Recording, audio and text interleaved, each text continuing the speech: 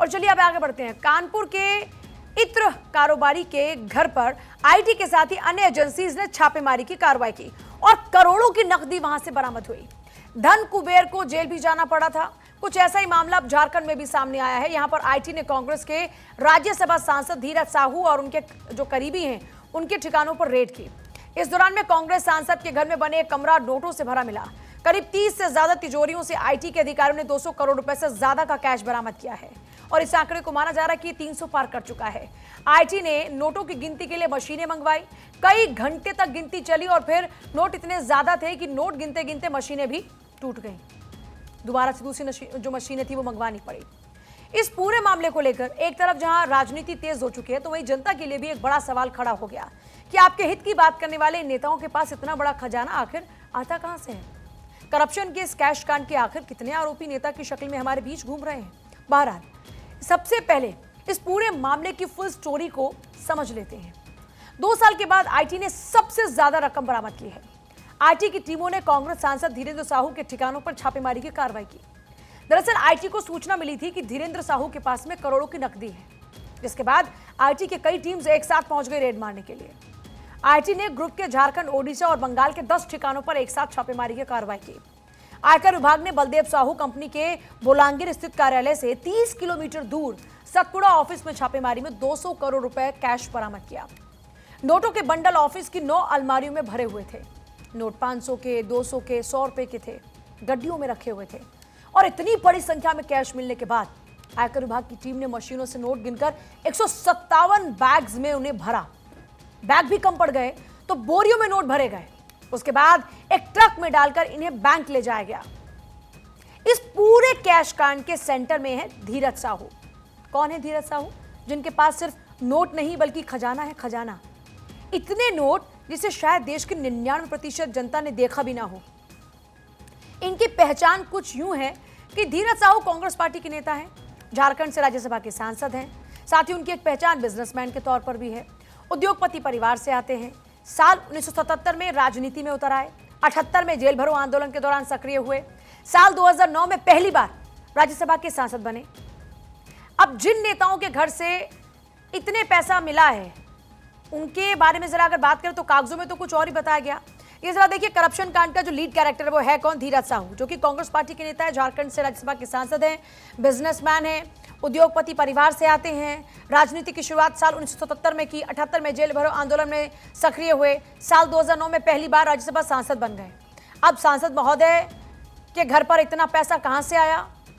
अब तो उनके घर को कुबेर कहा जा रहा है, क्योंकि इतना ज्यादा पैसा। आंकड़ा अपडेट भी हुआ। जानकारी यह है कि यह आंकड़ा 300 करोड़ भी पार कर चुका है और हो सकता है कि और भी ज्यादा हो सकता है कि यह 400 का आंकड़ा भी पार कर जाए, क्योंकि अभी तो जो वहां पर लॉकर है वो लॉकर भी खुलने। ये तो अलमारी से निकला पैसा है। अलमारी से जितना पैसा निकला उसके बाद अब बारी लॉकर की है। अब यहाँ पर देखिए कि लॉकर से कितना पैसा निकलता है। 3 बड़े बड़े बैग जो हैं वो भर के ज्वेलरी का निकला। अब उसमें कागजात भी हैं। अलग अलग तरह की जानकारियां अभी तक आ रही हैं।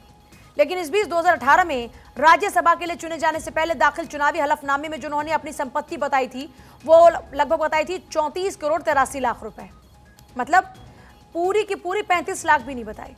अब इसके साथ ही कांग्रेस नेता ने यह बताया था कि वित्त वर्ष 2016-17 में उनकी जो कमाई थी वो 1.0047 करोड़ रुपए थी।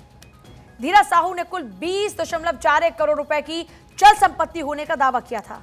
उस वक्त शपथ पत्र में कांग्रेस नेता ने अपने पास कुल 27 लाख रुपए से ज्यादा की नकदी घोषित की थी। 27 लाख और लगभग 300 करोड़ में कितना फर्क है जरा आप समझिए। इसमें खुद के पास 15 लाख रुपए बताए थे और अपनी पत्नी के पास बताया था कि 1.25 लाख रुपए मेरी पत्नी के पास है। और जो 2 आश्रित हैं उनके पास 10-10 लाख रुपए से ज्यादा की नकदी बताई गई थी। धीरज ने खुद पत्नी और आश्रितों के लोहरदगा, संबलपुर, गुमला, बोलनगीर और दिल्ली में कुल 22 बैंक खाते बताए थे। इन बैंक खातों में कुल 8 करोड़ 59 लाख रुपए जमा होने की जानकारी उस वक्त दी गई थी। इस पूरे कैश कांड को लेकर बीजेपी अब हमलावर है। बीजेपी की तरफ से लगातार प्रदर्शन जारी है। अलग अलग राज्यों में पुतले फूके गए, नारेबाजियां की गई, पोस्टर्स, बैनर्स के साथ में लगातार कांग्रेस पर हमला बोला गया। ये अलग अलग तस्वीरें अलग अलग राज्यों की इस वक्त आपके सामने हैं, जिसमें आप देखेंगे कि किस तरीके से ये जब पूरा मामला सामने आया, क्योंकि पीएम मोदी ने खुद भी इसको लेकर ट्वीट किया और कहा कि ये जनता का पैसा है और एक एक पैसा जनता का वापस लिया जाएगा। जम्मू की तस्वीर सबसे पहले आपकी टीवी स्क्रीन पर।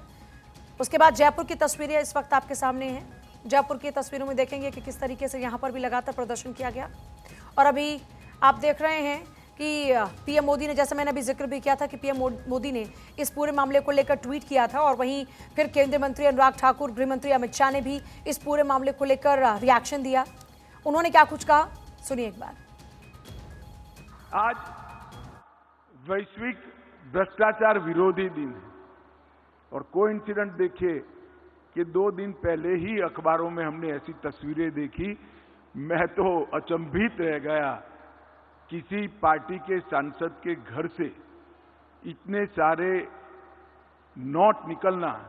मैं विश्वास से कह रहा हूं, इतने सारे इंडस्ट्रियलिस्ट बैठे हैं, आपने इतने नोट आपके जीवन में नहीं देखे होंगे, सिर्फ बैंक का काम करने वाले ट्रेजरी के लोगों ने ही देखे होंगे। कांग्रेस के सांसद पर जो छापे पड़े, अगर आप देखिए उनके और उनके नज़दीकियों के पास 220 करोड़ से ज़्यादा का धन, नोटों की गड्डियाँ 9 अलमारियों से लेकर कई कमरों तक भरी पड़ी मिली हैं। मशीनें हाफ गई, मशीनें गर्म हो गई। 32 बैंक के अधिकारी भी कम पड़ गए, लेकिन नोटों की गड्डियाँ ख़त्म नहीं हुई। ये कांग्रेस के एक भ्रष्ट एमपी से इतना पैसा मिला है। और कांग्रेस तो भ्रष्टाचार की जननी है। नेहरू जी के समय से लेकर राजीव जी, इंदिरा जी और फिर सोनिया जी और राहुल जी तक कांग्रेस के भ्रष्टाचार की चर्चा देश और दुनिया में है।